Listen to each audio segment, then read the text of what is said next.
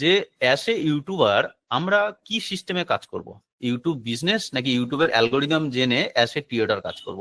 এই সকল প্ল্যাটফর্ম যে একটা সময় এসেছে আবার মার্কেট থেকে হারিয়ে গেছে, তার কারণ ওরা এসেছে, আমরা এমন ইউটিউবের মতো একটা প্ল্যাটফর্ম পাইনি যে প্ল্যাটফর্মে একটা জায়গায় একটা সিস্টেমেটিক অ্যালগোরিদম মেনটেন করে চলে।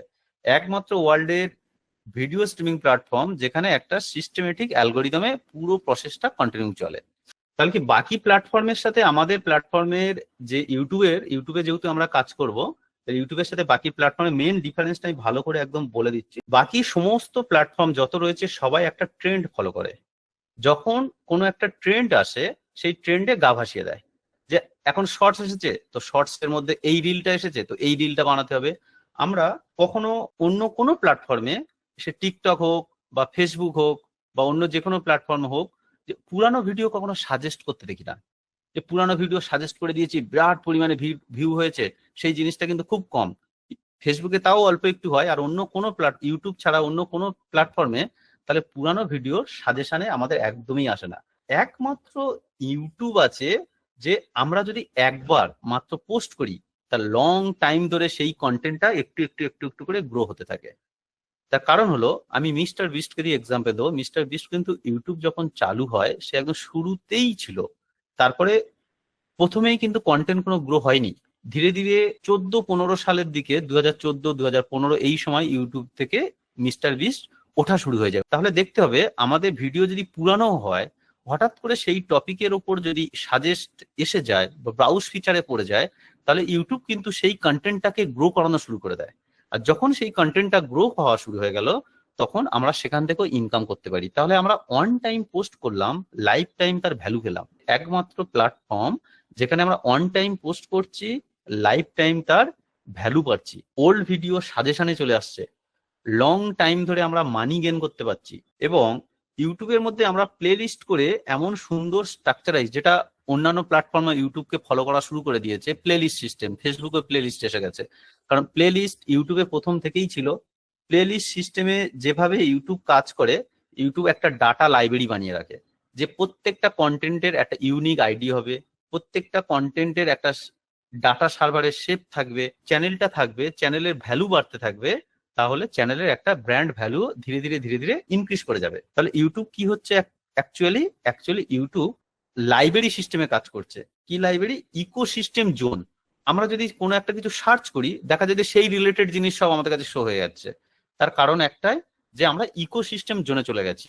যে ইউটিউব আমাদের অ্যালগোরিদম থেকে বা আমাদের চ্যানেল রিলেটেড ডাটা ডিটেক্ট করে, সেই ডাটা থেকে আমাদের একটা অ্যালগোরিদম তৈরি হয়ে যায় চ্যানেলের, এবং সেই রিলেটেড ভিডিও দর্শকের কাছে আমাদের তুলে দেয়। এবং যে যদি বিশ্বাসের জায়গা বলা হয়, যে একটা প্রোডাক্ট আমরা ওখানে রিলিজ করে রেখেছি, আমাদের যে প্রোডাক্ট মানে আমি এখানে কন্টেন্টের কথা বলছি, যে আমরা একটা কন্টেন্ট রিলিজ করেছি, আমাদের কন্টেন্টটা অন্য কেউ ডাউনলোড করে নিতে পারে, করে সে তার চ্যানেলে ছাড়তে পারে, এটা হামেশাই হয়।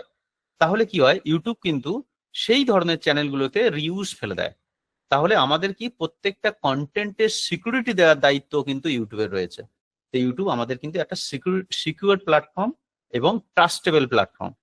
যেমন একটা ব্র্যান্ড ভ্যালু, যেমন টাটার একটা, আমরা কখনো টাটার নাম শুনলে টাটার কোনো প্রোডাক্টকে খারাপ বলি না। তার কারণ সারা দেশব্যাপী, সারা ওয়ার্ল্ড ব্যাপী টাটার একটা আলাদা ব্র্যান্ড ভ্যালু তৈরি হয়ে রয়েছে। সে ঠিক সেই রকম ডিজিটাল প্ল্যাটফর্মে ইউটিউবের এমন একটা ব্র্যান্ড ভ্যালু রয়েছে। ইউটিউব প্রত্যেকটা চ্যানেল, প্রত্যেকটা, সে ছোট হোক বড় হোক, প্রত্যেককে সমান চোখে দেখে এবং প্রত্যেকের কাছে একটা নিজস্ব ব্র্যান্ড ট্রাস্ট তৈরি করেছে। তাহলে ইউটিউবের মূল যে মন্ত্র, আমরা যে কটা জিনিস পেলাম, যে অনওয়ার্ড আমাদের অ্যান্সার কি হবে, লাইফ টাইম আর্নিং। মানে একটা ইউটিউব চ্যানেল থাকলে আমাদের কি হতে পারে, লাইফ টাইম আর্নিং। অন্য কোনো প্ল্যাটফর্ম সে সিকিউর আমাদের দেয় না, কিন্তু ইউটিউব দেয় life time earning. Secure future, কারণ আমরা যখন একটা প্ল্যাটফর্মে কাজ করছি, আমাদের সমস্ত কাজ বাজ ছেড়ে কিন্তু আমাদের অনেক সমস্যা আসতে পারে, যে আমরা পরবর্তীকালে এখান থেকে কিভাবে চলবো, হঠাৎ করে যদি প্ল্যাটফর্ম বন্ধ হয়ে যায়, এরকম কোনো ঘটনার সম্ভাবনা নেই। কারণ পার ডে ইউটিউবের উপর প্রচুর রিসার্চ চলে। ইউটিউব নিয়ে যেভাবে স্টেপ বাই স্টেপ একটা গ্রোয়িং মার্কেট, ইউটিউব পুরোপুরি ভাবে গ্রোয়িং মার্কেট। এবং প্রত্যেকটা মানুষের একটা ক্রিয়েটিভিটি ফ্রিডম রয়েছে। ক্রিয়েটিভ ফ্রিডম মানে আমার কেউ বলে দেয়নি যে এইরকম কন্টেন্ট বানাতে হবে বা এইরকম তুমি বানাতে পারবে না। যার যেটাই ট্যালেন্ট রয়েছে সে সেটার উপরেই বানাতে পারবে। তাহলে প্রত্যেকটা মানুষের একটা ক্রিয়েটিভ ফ্রিডম রয়েছে। এবং কি রয়েছে স্টেবিলিটি। প্রত্যেকটা কাজের আমাদের নিজেদের যে একটা ফ্রিডম, স্টেবিলিটি, সিকিউর ফিউচার এবং লাইফ টাইম ইনকাম, এইটার উপর বেস করে আমাদের পুরো ইউটিউবটা চলছে। এবং আমাদের কাছে যেহেতু একটা ট্রাস্ট তৈরি করে ফেলেছে ইউটিউব, সুতরাং আমরা এই প্ল্যাটফর্ম ছেড়ে অন্য প্ল্যাটফর্মের কথা ভাবতেও পারি না।